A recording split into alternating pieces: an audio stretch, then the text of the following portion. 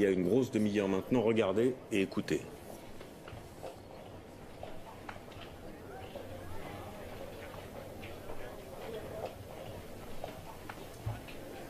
Si vous voulez dire quelques mots, Bernard. Oui, donc on voit qu'ils arrivent du véhicule blindé. La colonne d'assaut se rapproche. Et là, c'est des coups de feu, je pense qu'on entend. Hein. Non ? Non, ça y est.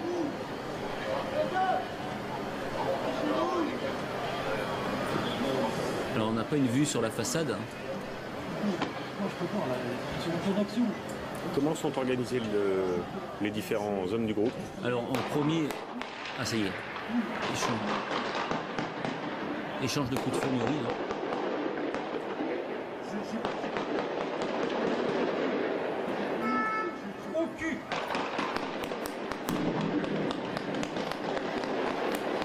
C'est fou ce qu'on découvre. Mais là, il y a des grenades aussi, des grenades multibanques lancées, hein, aveuglantes. Pour assourdir, hein, voilà, ça, aveuglantes et assourdissantes. Ouais. On a c'est des grenades qui bondissent un peu partout, donc il y en a peut-être qui ressortent aussi. On a l'impression de... Et donc, en général, c'est l'explos qui se met en premier de la colonne pour poser la charge, parce qu'il y avait un rideau blindé. Je vous coupe parce qu'on a le sentiment de voir on voit les otages blessé qui est au pied de la voiture à gauche de l'écran. Oui, on voit Et les otages qui sortent, effectivement. Et on voit un policier du raid par terre là-bas, derrière les voitures. Et on voit les otages qui sont directement mis en protection derrière le véhicule blindé de la BRI. En protection par les hommes du raid. Et on s'occupe de l'homme du raid qui est touché là-bas derrière, avec une protection, on voit avec un bouclier devant. Et là, on peut dire que c'est terminé, enfin, quand le policier... Pas encore, parce que là, je vois quand même qu'il protège la personne qui est au sol. Donc, il y a un doute là. Il doit peut-être y avoir un blessé, un terroriste de blessé. Et donc, il se méfie. Il est peut-être à l'agonie, hein, on ne peut pas savoir, ce terroriste. Donc, on voit qu'il se méfie. Et là, apparemment, c'est terminé. Là. Voilà, on les reverra tout à l'heure, ces images, elles sont vraiment très impressionnantes. Ouais. On réalise la force et la violence de cet assaut. En face, c'est des armes de guerre. De la BRI. Des armes de guerre avec une puissance phénoménale, hein, ces armes de guerre.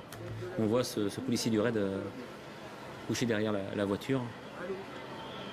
On a vu également beaucoup d'otages sortir, vraisemblablement plus que 5 otages. On disait jusqu'à présent que 5 personnes étaient retenues en otage. Il y en a vraisemblablement plus de 5.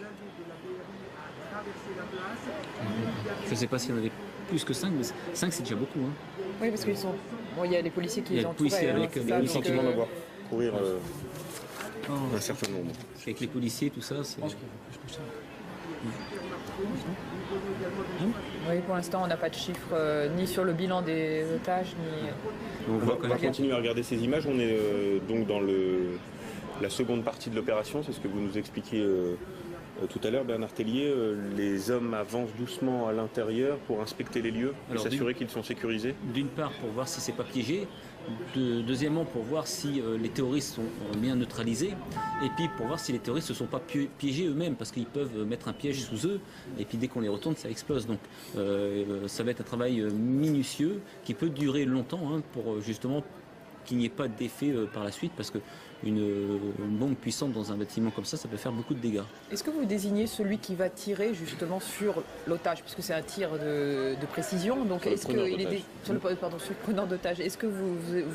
Alors, il faut savoir que tout le monde est entraîné à tirer. Pour vous donner un exemple, le GIGN, c'était 50 opérationnels, la gendarmerie, c'est 138 000 hommes. À 50 opérationnels, on tirait 60% de la dotation de munitions de la gendarmerie. La question est de savoir si chacun a un rôle bien défini à la